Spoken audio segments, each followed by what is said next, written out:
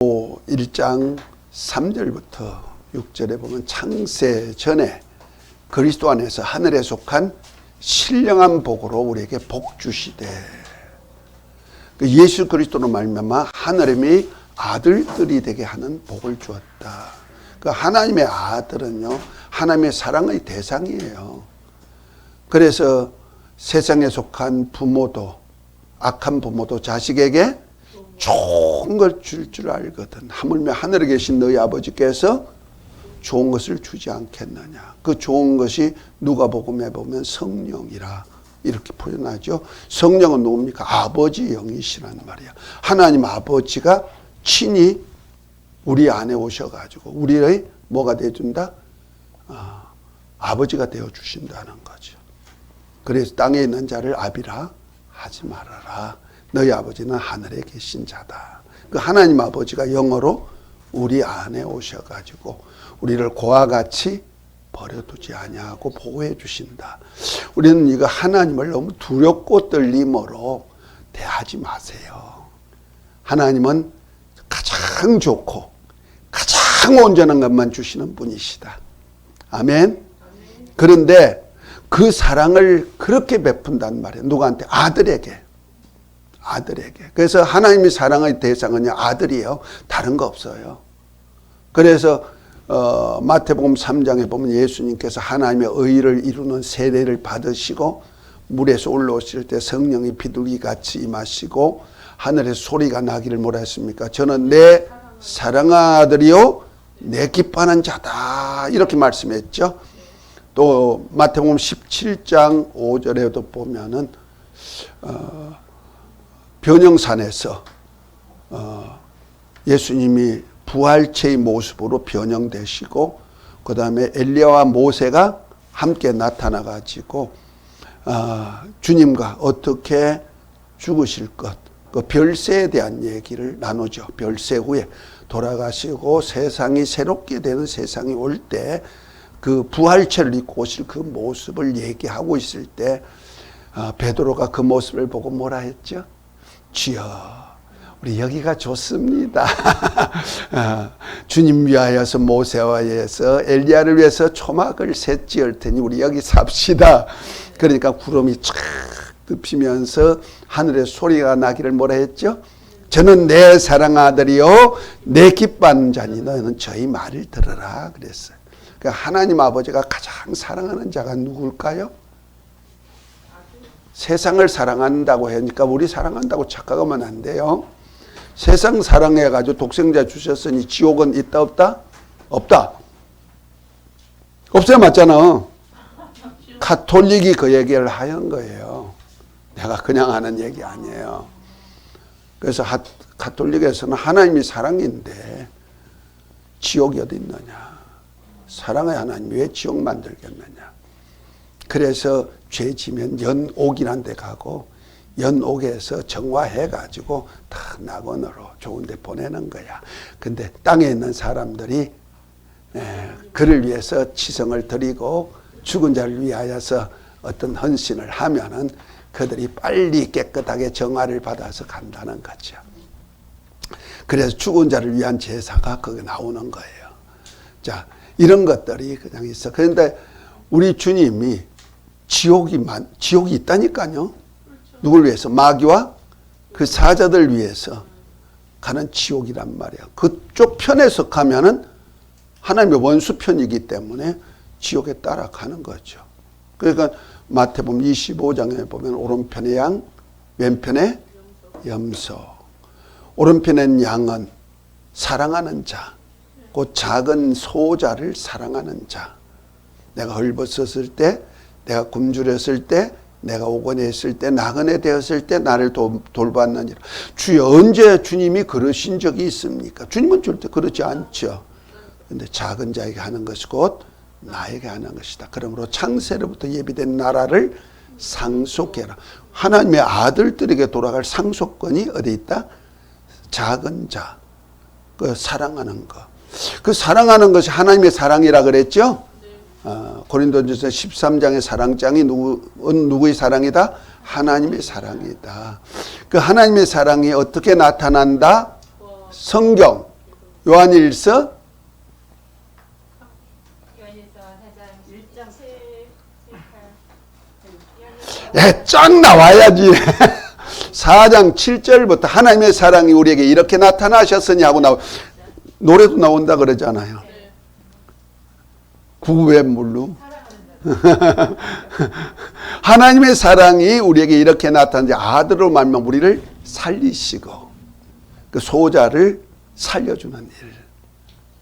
죽은 자를 살리는 거 아니요. 소자를 살려주는 일. 그 다음에 원수된 자와 화목케 하는 일. 두 가지라 그랬잖아요. 사랑의 실천 방법이. 그런 건 알아놔야 나도 그렇게 삶으로 첫째 부활에 참여하는 거예요. 하늘 창세로 예비된 나라를 상속하는 거예요. 아멘. 이것이 머리에 딱 남아 있으면 그것이 믿음화가 되고요. 내가 그렇게 살 수가 없는데 살라고 마음만 먹으면 누가 도와주신다? 내 안에 계신 아버지의 성령이 보혜사가 되셔서 나를 그렇게 진리 가운데로 이끌어 가신단 말이야. 주님이 하셨던 일을 그 일이니까 그 일을 그대로 하게 하신단 말이야. 아멘. 그러니까 나는 뭐만 하면 돼? 생각만 하면 되는 거야. 생각만 하면은 그 마음대로 따라가면은 가게 돼 있죠. 아주 쉬워요. 율법은 사랑이지만은 율법 안에는 누가 없다? 도와주는 보혜사가 없단 말이에요. 누가 실천해야 돼? 내가 실천해야 되니까 율법 안에서는 실천이 안 돼. 육체의 예법이 있기 때문에. 그래서 할 수가 없는 거예요. 그런데 은혜와 진리 안에서는 누가 도와준다? 아버지께서 친히 도와주시려고 우리를 고와 같이 버려두냐 하냐고 오셔가지고 도와주시니까 가능하게 해주신다. 다만 나는 내 의지 가지고 뭐만 하면 된다? 순종해야지. 그렇게 사랑해야지. 살려줘야지. 화목해야지. 마음먹으면 그렇게 되도록 나 그래서 움직이기만 하면 되는 거야. 그런데 마음은 그런데 안 움직이는 사람 있죠. 그런 사람을 야고보서에는 뭐라고 그랬냐면 귀신보다 못한 믿음이래요. 귀신들도 하나님의 말씀에 순종하는 걸 알지 못하느냐 그러잖아. 귀신보다 못한 믿음 있어요. 그냥 움직이면 돼요. 그런데 누구만 사랑 안 하면 우리 주님만 사랑하신다니까 아버지는. 그래서 그리스도 안에서 하나님의 자녀가 되는 거예요. 그걸 꼭 아셔야 돼. 그리스도 밖에는 없어요. 그래서 저는 내 사랑 아들이요 내 기뻐하는 자다. 그래 너는 누구 말 들어라? 주님 말씀 들어. 주님의 계명 들으라는 거거든요. 그래서 요한복음 14장 21절부터 23절 한번 읽어보시죠. 왜 이렇게 말씀이 또 엉뚱한 대로 가나요? 주여. 요한복음 14장 21절부터 23절. 나의 계명을 가지고 지키는 자라야 나를 사랑하는 자니 나를 사랑하는 자는 내 아버지께 사랑을 받을 것이요 나도 그를 사랑하여 그에게 나를 나타내리라. 가로딘 아닌 유다가 가로되 켜세요. 몇 절까지? 23절까지. 예. 예. 다시 읽으세요. 예. 나의 계명을 가지고 지키는 자라야 나를 사랑하는 자니 나를 사랑하는 자는 내 아버지께 사랑을 받을 것이요 나도 그를 사랑하여 그에게 나를 나타내리라. 가로딘 아닌 유다가 가로되 주여 어찌하여 자기를 우리에게 나타내시고 세상에는 아니하시려 하시나이까. 예수께서 대답하여 가라사대 사람이 나를 사랑하면 내 말을 지키리니 내 아버지께서 저를 사랑하실 것이요 우리가 저에게 와서 거처를 저와 함께 하리라. 나를 사랑하지 아니하는 자는 내 말을 지키지 아니하나니 너희의 듣는 말을 내 말이 아니요 나를 보내신 아버지의 말씀이니라. 아멘. 자 보세요. 주님 사랑하시면 아멘. 아멘. 소리가 많이 작은 것 아멘. 같아요. 아멘. 사랑한다는 말이 아니라는 거예요. 사랑하는 사람은 반드시 뭐를 한다? 계명을 지키는데 그 계명이 두 가지라 그랬죠. 구약 시대는 하나님 사랑, 이웃 사랑. 하나님은 마음을 다하고 뜻을 다하고 힘을 다하고 목숨을 다하여 하나님 사랑하는 것. 그러니까 자기 목숨 내놓지 않고는 하나님 사랑할 수 없는 거예요. 그 다음에 이웃을 내 몸같이 사랑하는 것. 이거 율법과 선자의 강령이라고 마태복음 22장에 보면 말씀하고 있죠. 그러니까 율법은 하나님 사랑하는데 목숨 다해서 사랑한다. 그것이 바로 여호와 신앙이에요. 여호와 하나님을 신앙하기 위해서 우상 섬기지 않고 여호와 하나님을 섬기는 신앙이란 말이야. 구약에는 섬겨야죠. 그 이름에. 그 다음에 이웃을 내 몸같이 사랑해야 돼. 그러면 내 몸 아끼지 않는 사람은 이웃을 아끼지 않는다는 거죠. 내 몸 사랑하는 사람은 이웃도 똑같은 분량의 사랑이에요. 그런데 그것 가지고는 천국 갈 수 있다? 너희가 바리새인과 서기관보다 더 낫지 못하면 결단코 천국에 갈 수 없다. 그러니까 바리새인과 서기관들이 율법과 선자의 그 대명사 아닙니까? 그렇죠? 그들보다 더 의롭지 않으면 결단코 갈 수 없다는 거예요. 대단한 얘기입니다. 그건 내 얘기가 아니고 누구 말씀? 진리이신 주님이 입으로 하신 말씀이잖아요. 주님이 입으로 하신 말씀이 누구의 말씀이다? 아버지 말씀이라 그랬잖아요. 아까도 읽었잖아요. 23절에. 그죠? 아버지 말씀이란 말이에요. 그러면 진리의 말씀이기 때문에 불변하시는 거예요. 그러면 율법으로 우리가 그러면 영생할 수 있다? 천국 갈 수 있다? 없다. 결단코 갈 수 없다. 그런데 그보다 의로워야 된다는 거예요. 의롭게 하는 방법이 뭐이다? 새 계명. 그 신약 시대 새 계명들이 나오는데 그것이 뭐냐? 예수 이름을 믿고 그의 계명대로 서로 사랑하는 것. 몇 장 몇 절? 요한일서 4장 6, 7절. 아이고 넘었어. 한 장 넘었어. 사랑하는 방법을 아까 요한일서 4장 7절부터 얘기한 거고. 아이고 나가 거듭 얘기하는데도 모르요. 23, 24절 한번 읽어보세요. 요한일서 3장. 이건 머리에다 넣어놓으라니까요. 가슴에다 넣어놔버리세요. 아주. 22절부터 한번.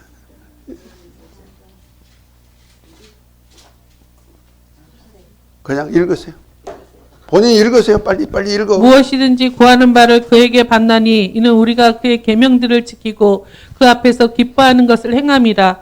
그의 계명은 이것이니 곧 그 아들 예수 그리스도의 이름을 믿고 그가 우리에게 주신 계명대로 서로 사랑할 것이니라.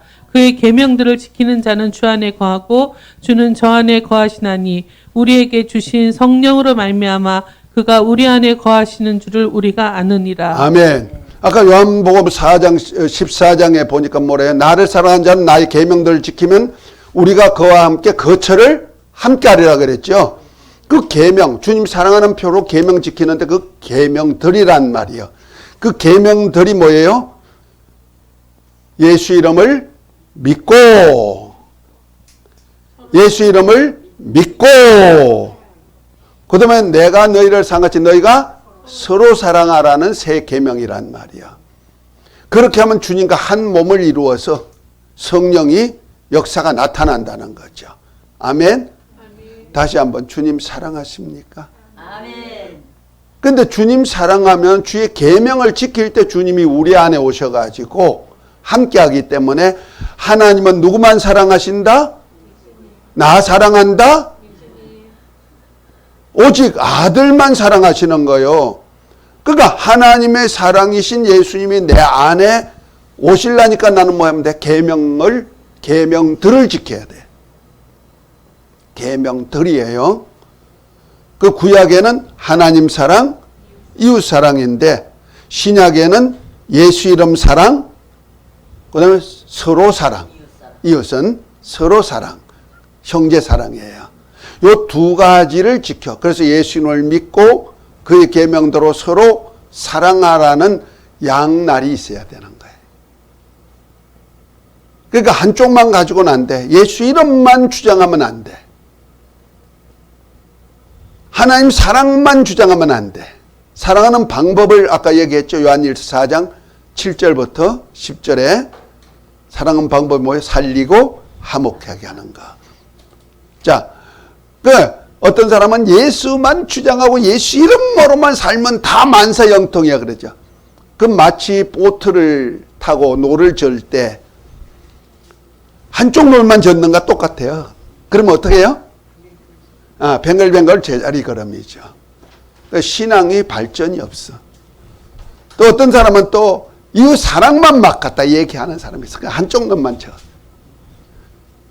그 해방신학, 자유주의 신학, 뭐 이런 해방신학 있죠? 한쪽 놀만 짓는 거야. 그러면 한 자리 또 뱅글뱅글 도. 두 개가 맞아야 되는 거야. 그래 어디까지 간다? 목적지까지 가는데 목적지가 어딜까요? 천국 아버지 집이죠. 그래서 첫째 부활에 참여하는 사람들이 아버지 집까지 왕으로 들어가는 거예요. 그래서 첫째 부활에 참여하는 자가 누구냐? 계시록 20장 4절부터 6절까지 한번 빨리빨리 읽으세요. 그냥. 계시록 20장? 네, 20장 4절부터 6절. 빨리 찾는 사람이 빨리빨리 읽어. 또 내가 보자들을 보니 거기 앉은 자들이 있어 심판하는 권세를 받았더라.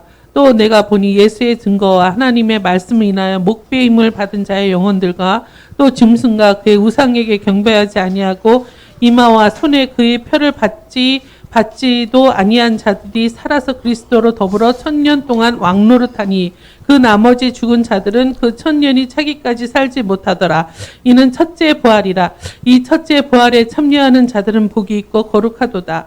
둘째 사망이 그들을 다스리는 권세가 없고 도리어 그들이 하나님과 그리스도의 제사장이 되어 1000년 동안 그리스도와 더불어 왕노릇하리라. 아멘. 이건 1000년 왕국이 이루어질 때 곧 이스라엘 나라를 회복해 가지고 1000년 동안 새롭게 되는 세상에서 이 땅에서 살 때에 첫째 부활에 참여하는 자들이 그리스도와 더불어 하나님의 제사장으로 왕노릇한다 그랬죠. 이것이 이제 땅의 왕인데 땅의 왕의 면류관을 쓰고 새 예루살렘으로 입성해 가지고 하나님과 어린 양의 보좌 앞에서 세세토록 왕노릇할 사람들이에요. 아멘. 이들이 첫째 부활에 참여한 자들인데 누구냐 했더니 예수의 증거와 하나님의 말씀을 인하여 뭐한 자들이다? 목배임을 받은 자, 순교자다. 그 다음에 또 뭐요? 짐승에게 경배하지 않고 표를 받지 아니한 자들이 살아서 들어가는 자가 있다. 두 종류죠. 그러면 첫 번째 종류가 뭐요? 예수의 증거와 하나님의 말씀을 인하여서 순교한 영혼이죠. 자, 그 뜻이 뭔지 아십니까? 예수 이름을 위해서 순교하는 자. 그 다음에 서로 사랑하는 계명의 말씀이죠. 새 계명. 순교하는 자.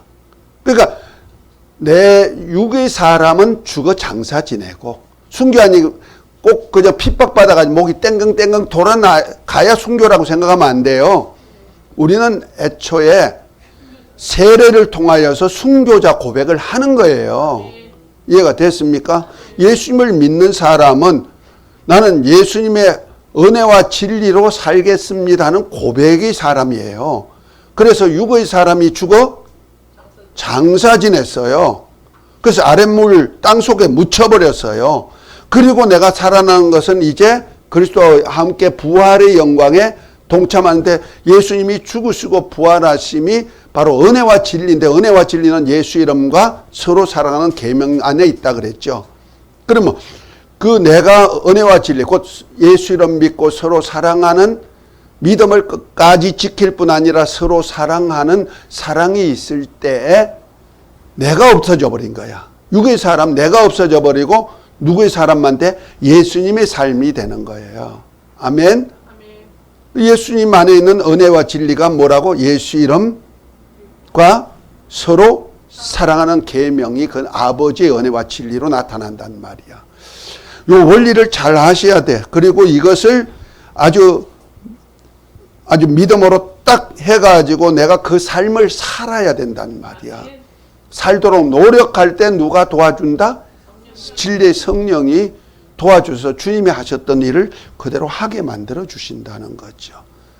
그러니까 내가 죽고 누구 말씀대로 사는 자가 돼요? 예수님 말씀대로 사니까 순교자가 되는 거예요. 그래서 첫째 부활에 참여한 자가 예수 증거와 하나님의 말씀을 인하여 순교한 자다. 곧 요한일서 3장 23절 말씀이죠. 예수 이름을 믿고 그의 계명대로 서로 사랑하라는 계명에 순종하는 자다. 아멘. 그 내는 없죠. 그 말 계명에 순종하니까. 말씀에 나는 죽고 그리스도의 말씀에 사는 자. 그래서 갈라디아서 2장 20절 얘기죠. 나는 십자가에 못 박힌 나니 이제 내가 사는 것은 내가 사는 것이 아니요 내 안에 계신 그리스도로 사는 것이다. 이게 그러니까 그리스도의 삶이에요. 그래 할 때 우리 주님이 사랑이 내 안에 거하고 아까 요한복음 14장 21절에 이르렀죠. 그렇게 할 때 나의 계명을 지키는 자라야 나를 사랑하지. 나의 사랑하는 자는 내 아버지의 사랑이 거기 머물 것이고 곧 하나님이 저는 내 사랑 아들이요 내 기뻐하는 자다 했던 그 사랑이 우리 안에 머문다는 말이야. 이해가 됐죠? 그리고 우리도 또한 거처를 함께 해가지고 나를 나타내리라. 그러니까 성령의 은사와 능력이 나타나려면은 그냥 되어지는 거 아니에요.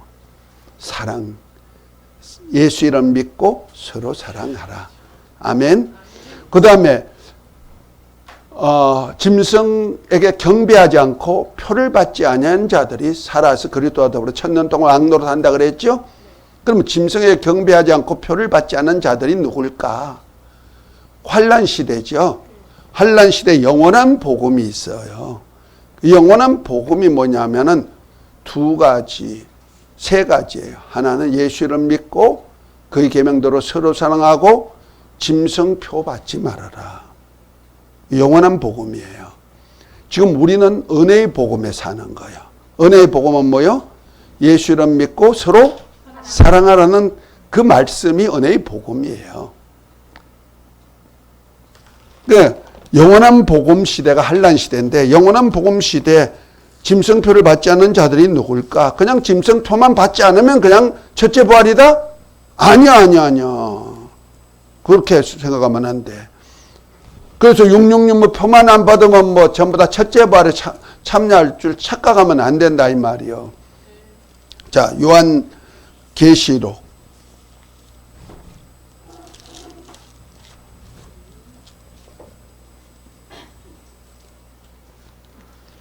아버지 몇 장이죠? 14장.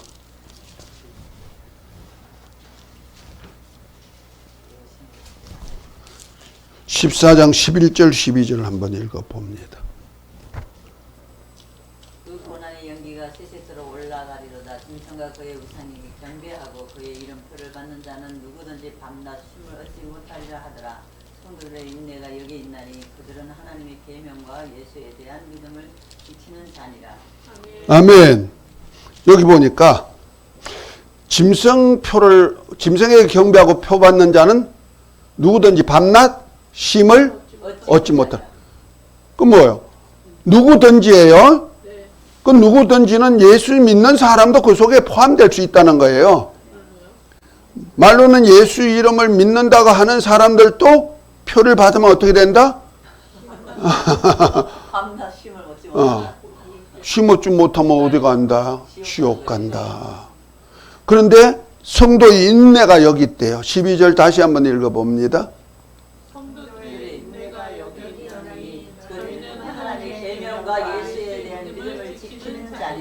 계명이 뭐죠? 서로 사랑하라. 그때가 되면요, 짐승표 안 받으면 제 사람이 짐승표 안 받아서 고자질 한다 이 말이요. 그래서 자식이 부모 고발하고, 부모가 자식 고발하고, 며느리가 시어머니 고발하고, 집안이 식구가 원수가 되죠. 그런데 그렇게 하면 뭔다? 짐승표 받은 사람들이 다 거짓거리 한다 이 말이에요. 그러니까 어디가? 그런데 성도의 인내가 뭐냐? 그거 짓거리 안 한다. 그렇죠? 서로 사랑하고 뭐요? 예수 믿음을 지킨다. 그 두 가지는 반드시 있는 거예요. 거기다가 한란 시대는 짐승표 받지 말아야 된다. 그들이 그냥 살아가지고 변화되는 거죠. 그래서 휴거하는 거예요. 아무나 다 휴거하나? 아니라는 거죠. 그러니까 지금 현재 우리가 예수를 믿고 서로 사랑하면은 우리 주님이 우리 안에 계시기 때문에 하나님이 아들만을 사랑하다 보니까 아들이 있으니까 같이 사랑하는 대상이 되는 거예요. 아들이 없으면 하나님 사랑이 있다 없다? 없다. 조금 있으면 참 학장님 오신다고 했어요. 왔어요? 아니 아직 안 왔대요. 많이 아팠던 모양이에요.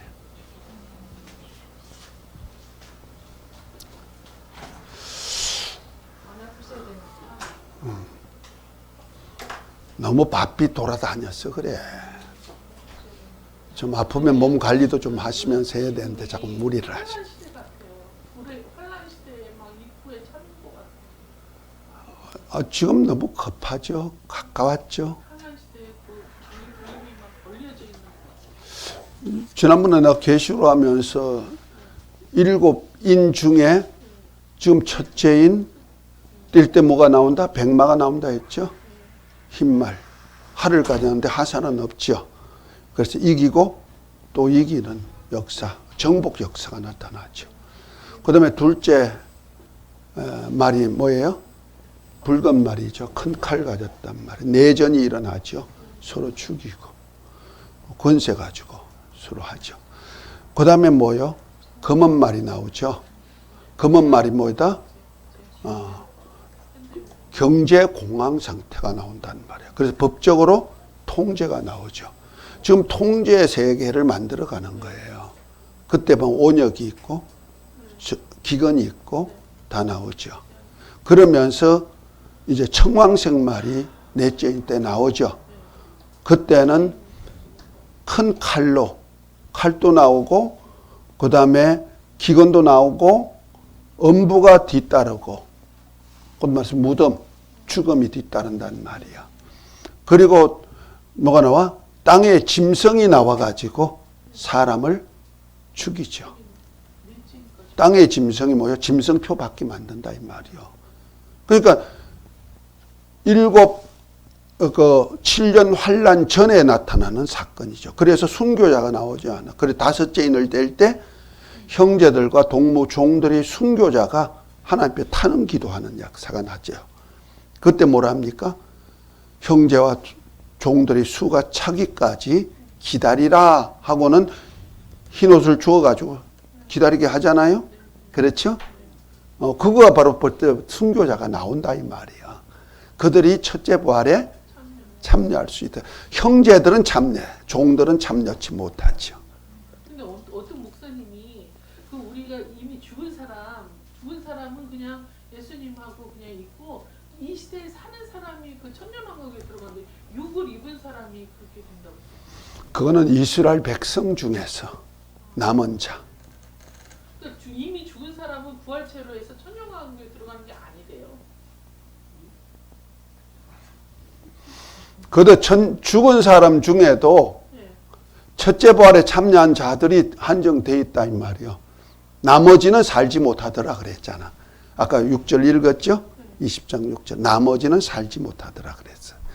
그러니까 첫째 부활에 참여한 영혼이 있고 나머지가 있단 말이에요. 그거는 마지막 심판 때 부활체를 입고 나오죠.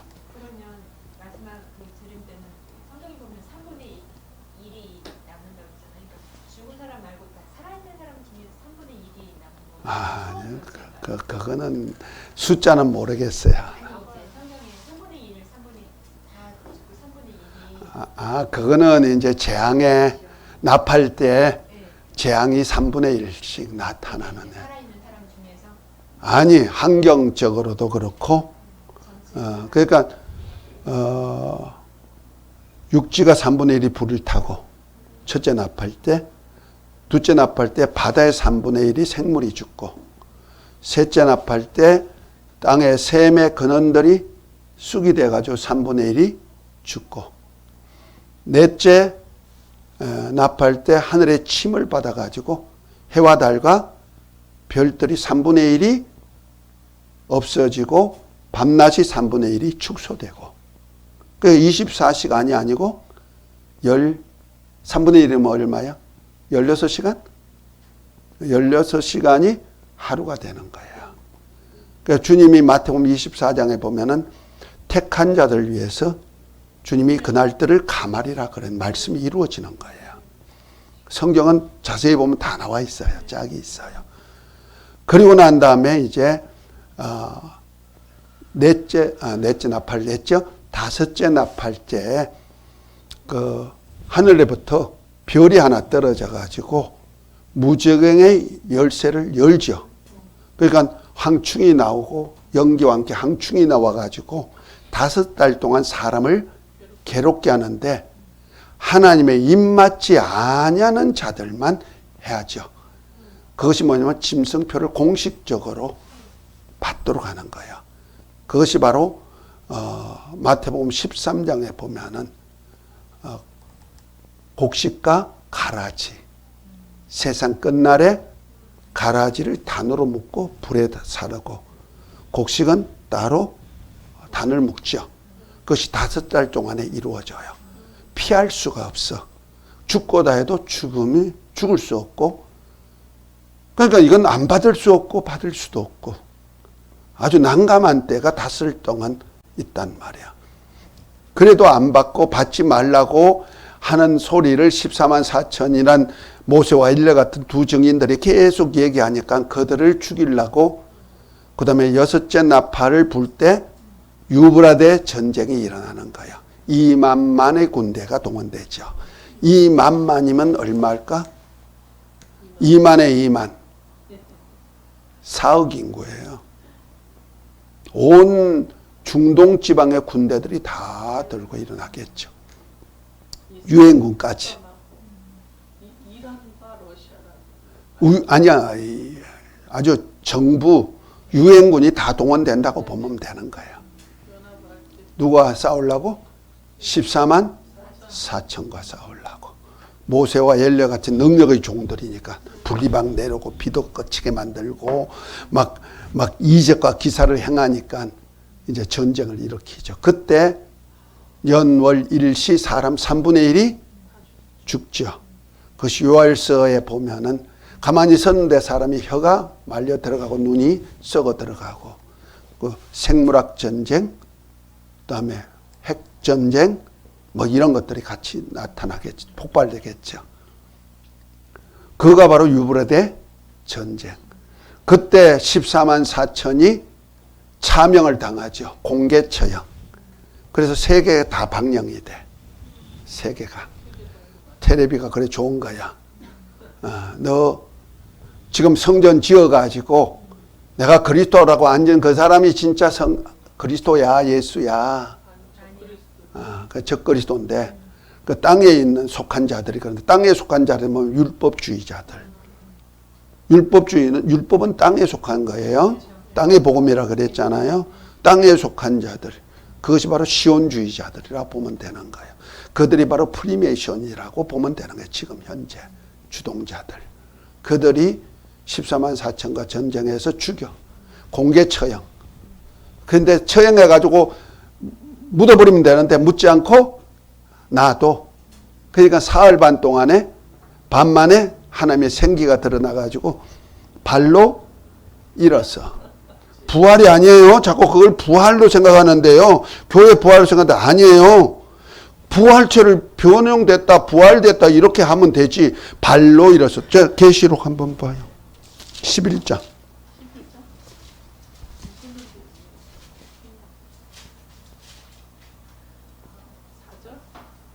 11장에 보면은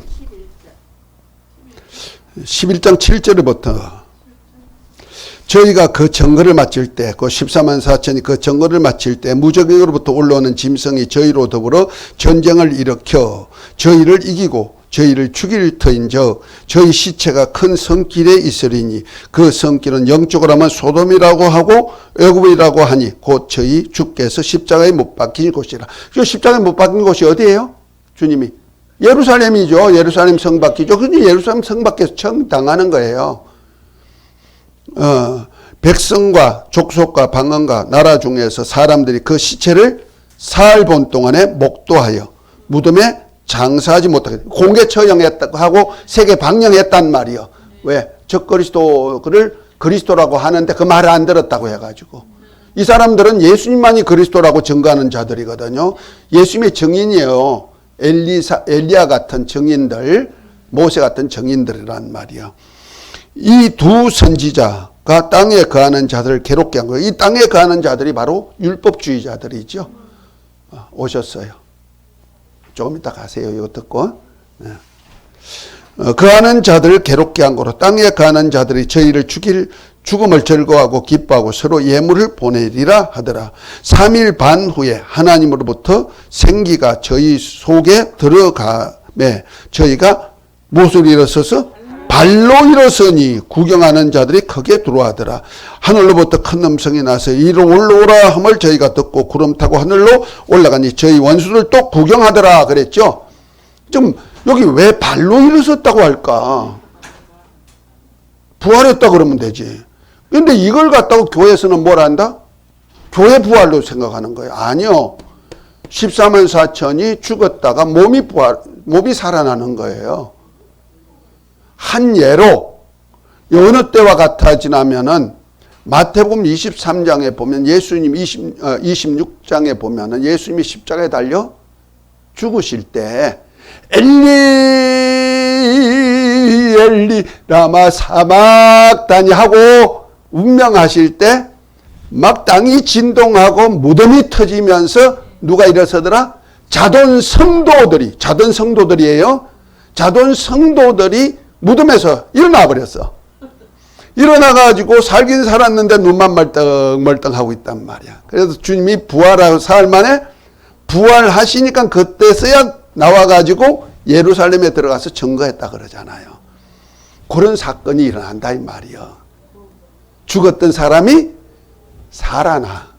그래서 올라오라 하니까 엘리야가 병거 타고 올라가듯이 에녹이 죽음을 빠지 않고 올라가듯이 씩 올라가는데 자 15절에 일곱째 천사가 나팔을 불며 하늘에서 큰 음성이 나서 가로되 세상 나라가 우리 주와 그리스도의 나라가 되어 그가 세세토록 왕노릇 하리로다. 하나님 앞에서 자기 보좌에 앉으신 24장로들이 엎드려 얼굴을 대고 하나님께 경배하며 가로되 감사합나니 옛적에도 계셨고 시방도 계신 주 하나님 곧 전능하신 이여 친히 큰 권능을 잡으시고 왕노릇 하시도다 그랬죠. 지금 장차 올 리가 없어요. 여기 보니 하나님 앞 보좌 앞에 24장로들이 뭐랍니까? 감사합나니 옛적에도 계셨고 시방도 계신 주 하나님 그랬죠. 지금 장차 오실 리가 빠졌잖아요. 오셨단 말이야. 누가? 주님이 마지막 나팔에 오셨단 말이야. 오셔가지고 뭐에다? 왕권을 가지고 다스리시죠. 왕노릇 하시는 거예요. 그 오셨는데 어딜 가느냐? 공중으로 올라갔던 그들에서 만나가지고 독경해가지고 어디로 내려오냐? 자 14장으로 넘어갑니다. 순서가 그래요. 중간은 삽입장이라 이해를 시키기 위한 거고요. 14장 또 내가 보니 어린 양이 시온산에 섰고 어디에 섰어요? 시온산에 섰고 그와 함께 14만 4천이 있었는데 이마에 어린 양의 이름과 아버지 이름이 쓴 것이 또다. 이 어린 양의 이름과 아버지 이름이 예수예요. 예수 믿는 사람이라 이 말이요. 하나님의 아들들이 아니에요. 이스라엘 중에서 임마전종 계시록 7장에 나오는 임마전종 그 메시아를 예수님을 메시아로 믿는 메시아닉주 교회에서 나올 사람들이라 생각하면 되는 거예요. 이거는 기독교인이 아니에요. 율법 안에서 예수님을 메시아라 믿는 사람. 이들이 예수님이 메시아야 시온산에 오셔 하고 전했는데 이스라엘 백성들이 안 믿어. 안 믿어가지고 결과적으로 땅에 속한 자, 율법주의자들이 예수님을, 초림주 예수님을 죽이듯이 그들을 죽였단 말이야. 14만 4천을 죽이는 거예요. 공개처형. 그래가지고 죽였는데 하나님이 살려가지고 공중으로 올라갔다가 시온산에 다시 오시니까 그때서야 회개 역사가 나타나죠. 아, 저들이 전간 예수님이 진짜 메시아네. 이렇게 해서 온 이스라엘이 구원받는 거예요. 이해가 됩니까? 자, 요 얘기를 잘 표현한 것이 로마서 11장. 또 자꾸 그쪽으로 또 넘어간다. 그쪽에 관심이 많으신 모이다. 응? 시대가 시대니까. 11장 25절부터 한번 봐요. 25절부터 한번 읽어봅니다. 29절까지 한번 읽어볼까요?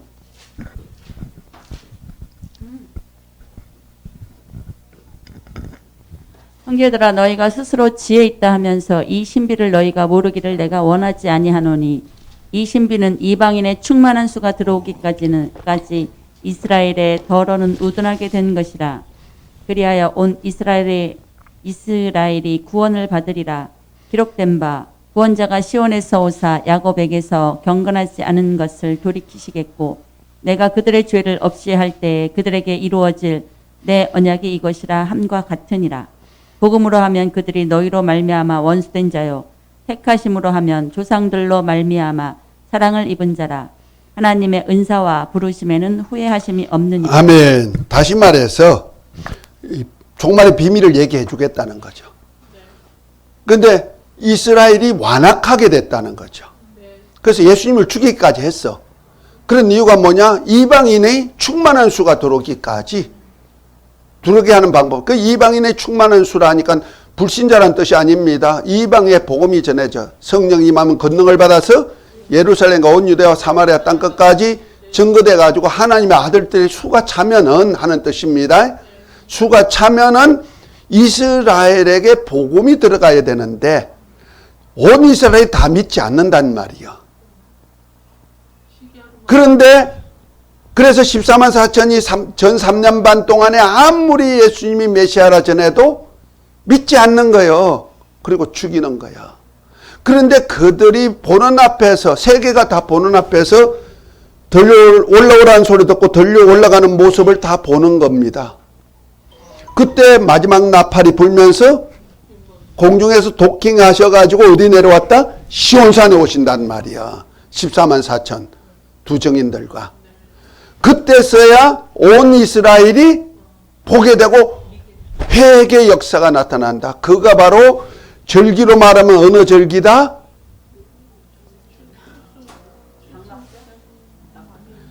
팔대 절기 중에 어느 절기다?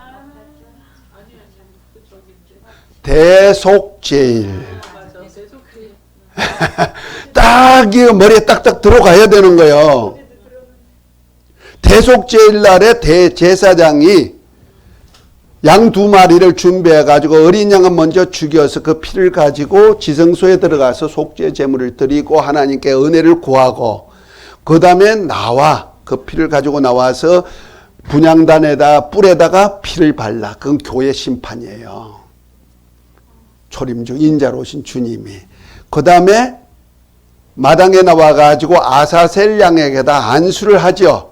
안수해가지고 미리 이스라엘 백성의 죄를 전가해서 12두령으로 죄를 전가해서 미리 예비한 자를 붙여가지고 광야 예비처에다 보내버리죠.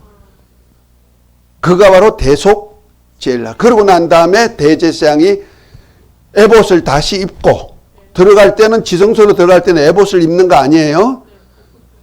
속옷 고이와 세마포를 입고 들어가죠.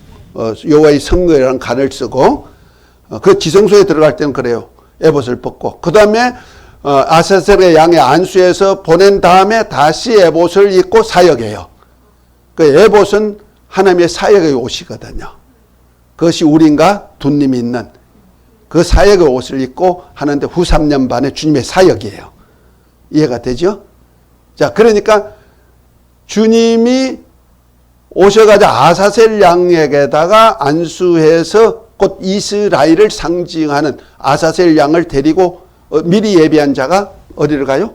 광야 예비처로 가는 거예요. 그것이 계시록 11장에 나오는 12장에 나오는 얘기죠. 계시록 12장을 봅니다.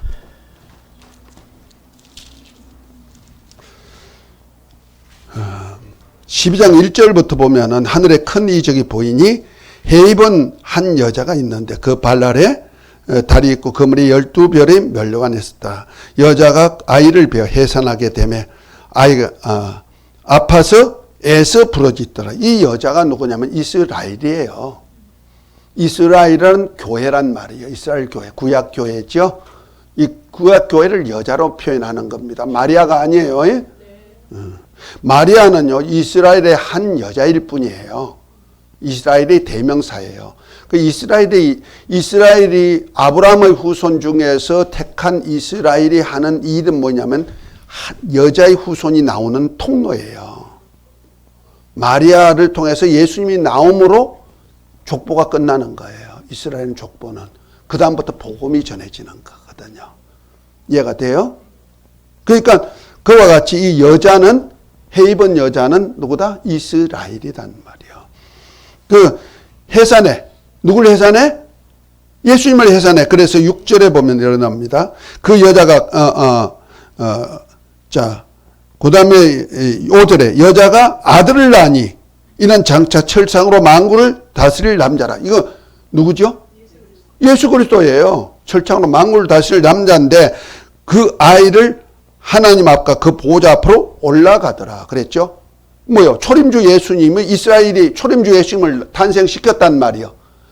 그리고 3년 반의 공생애가 끝나고 십자가에 달려 죽으셔서 하늘로 올라가 버리셔서 누가 한 일이라? 여자가 한 일이에요. 그 애써가지고 해산해가지고 그 아이가 하늘로 보내버렸어. 자, 그런데 6절에 그 여자가 광야로 도망해 거기서 1260일 동안 저를 양육하기 위하여 예비한 곳이 있더라. 그 여자가 누구야? 이스라엘이 어디 있어요? 광야로 예비처가 있어가지고 예비처로 도망갔단 말이야. 누구 때문에? 예수님이 이제 철창으로 만국을 다스릴 건세자가 지금 오셨단 말이에요. 오시니까 이스라엘을 핍박하는 거야, 적그리스도가. 그래서 도망가지요. 그런데 그때 이제 예수님이 공중에 오시니까 공중권세자 용을 땅으로 내어쫓죠. 지금 공중권세를 마귀와 그 사자들이 다스리고 있는 거예요. 그 자리에 누가 왔다? 주님이 오셨어요. 오시니까 미가엘 천사장을 시켜서 용을 어디로? 땅으로 내어쫓는 거예요. 그것이 이제 7절부터 나오는 얘기죠. 자, 그 땅으로 내어쫓기니까 땅에 있는 적그리스도, 곧 바다에서 올라오는 짐승에게 이 용이 7머리 10뿔의 권세를 주죠. 그러니까 이제 핍박이 들어오는 거야. 어디? 이스라엘의 핍박이 들어오죠.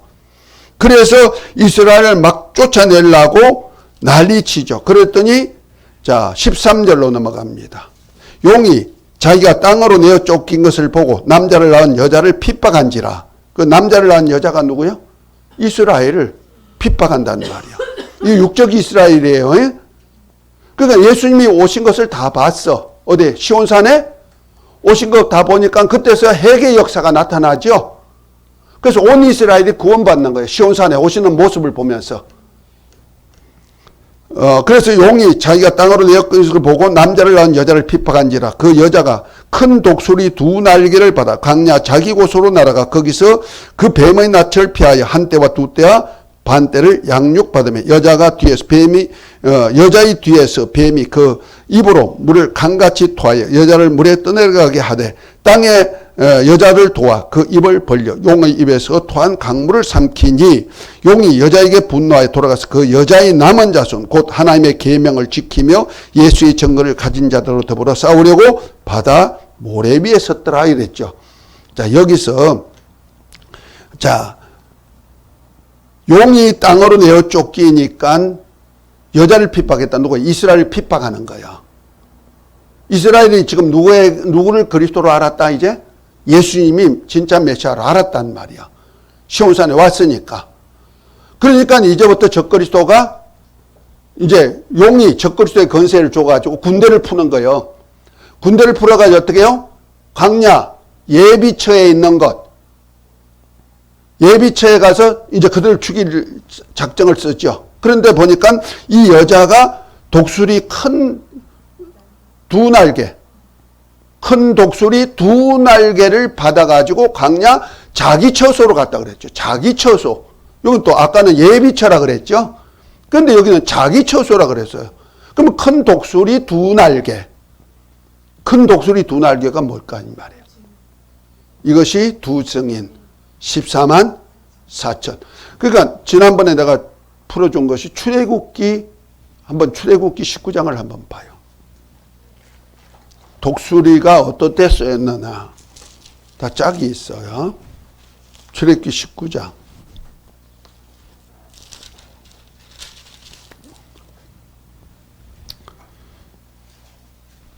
자, 4절부터.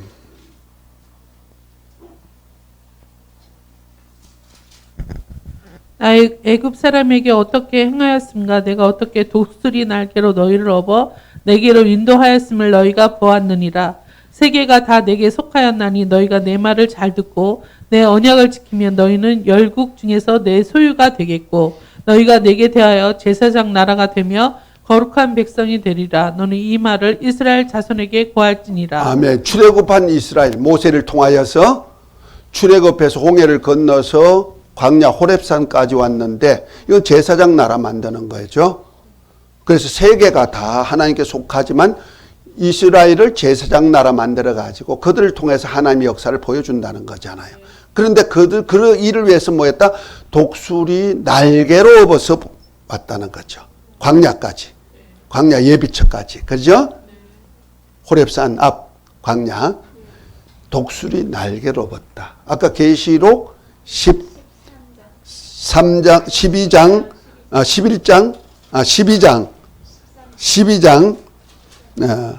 14절에 보면 그 여자가 이스라엘이라 그랬죠? 여자가 큰 독수리 두 날개라 그랬단 말이야. 출애굽기 19장에는 뭐예요? 독수리 날개, 그러니까 한 날개 정도로 생각하면 되겠죠. 그런데 여기는 큰 독수리 두 날개. 그럼 크다는 것은 수가 많다는 내용도 되겠죠. 그는 두 날개라 그랬어요. 이것이 바로 계시록 11장에 나오는 두 성인, 두 감람나무, 두 촛대, 두 선지자. 전 3년 반 동안에 예수님이 메시아라는 증거, 모세와 엘리야 같은 증인들. 그것을 내가 마태복음 16장 마지막하고 17장 5절까지 변형상까지로 이렇게 풀어줬어요. 지난번에. 그죠? 인자가 천사들의 호령과 나팔로 왕권을 가지고 오는 것을 여기 섰는 사람 중에 볼 자들도 있느니라. 그러면 주님이 다시 왕권을 가지고 재림하실 때 부활체로 오실 모습을 보여줄 자가 있다는 거예요. 그것을 데리고 간 자가 누구예요? 누굽니까? 요한, 베드로, 야고보 세 제자 데리고 변형산에 올라가서 부활체로 변형되잖아요. 그때 누가 나왔다? 모세와 엘리야가 나와가지고 별세 얘기를 나누었다. 죽음 후에 이루어질 사건을 나누었단 말이에요. 그래서 죽음 후에 제사장으로 하늘에 가셨다가 왕권을 가지고 다시 오십니다. 그때는 우리가 이렇게 엘리야, 모세와 같은 능력의 선지자들과 주님이 백성을 광야로 내보낸 모세같이 하나님 이스라엘 백성들에게 하나님이 누구냐를 알려준 엘리야, 불로 임한 엘리야같이 그런 사역을 할 자를 세운다는 거죠. 그 초림주 예수님의 엘리야가 세례 요한이듯이 맞습니까? 마태복음 11장에 나오죠. 세례 요한이듯이 재림주 예수님의 엘리야 같은 선지자 말세 엘리야와 모세 같은 선지자. 그럼 모세 같은 선지자는 독수리 날개로 업어서 호렙산에 옮기듯이 그렇게 옮기는 역사도 해주시는 자. 그럼 이스라엘이 광야 예비처가 있단 말이에요. 그것이 자기 곳이라 그랬어요. 그 자기 곳이 누굴까? 자기 곳. 누구 곳이요? 14만 4천이 거치 않은 곳이에요. 그곳에 가서 3년 반 동안에 이스라엘이 양육받죠.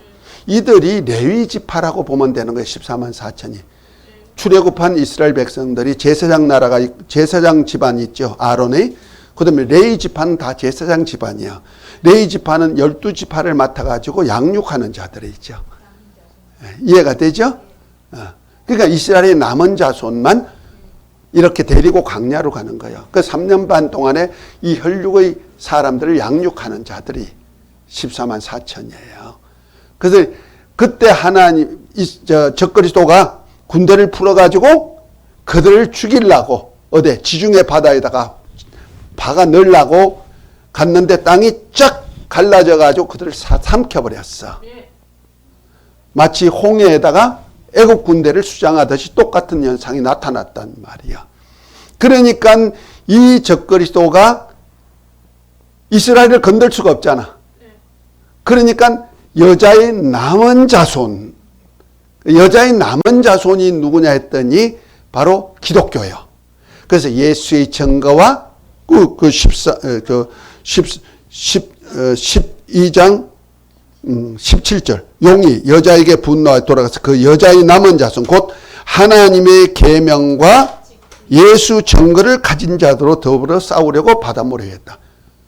이때부터 누구의 핍박이 들어오는 기독교 핍박이 들어오는 거예요.